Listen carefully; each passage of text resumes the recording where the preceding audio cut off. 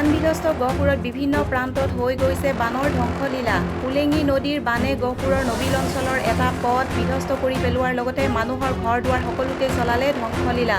খাৰুইপৰীয়া গাঁও পঞ্চায়তৰ ভিতৰুৱা অঞ্চলটো বানৰ ধ্বংসলীলা বন্দী হৈছে একমাত্ৰ আমাৰ নিউজৰ কেমেৰাত।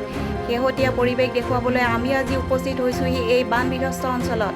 সমগ্ৰ পৰিৱেশ দেখুৱাবলৈ চেষ্টা কৰিম।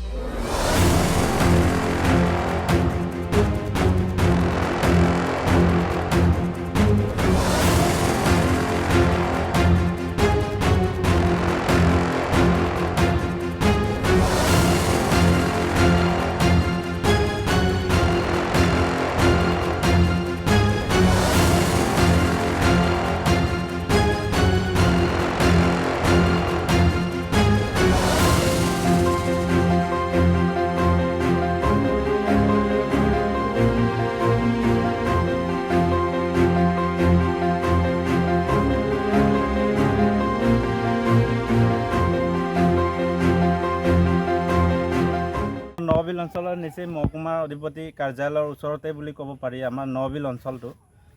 আৰু ৰাইজে যিটো দুৰ্গতি হৈ আছে আমাৰ চৰকাৰখনে বা আমাৰ প্ৰশাসনবিলাকে কি কৰিছে আমি নাজানো, কিন্তু ৰিলিফটো বিলাই গোটেই বস্তুটো সামৰা নিচিনা হৈছে।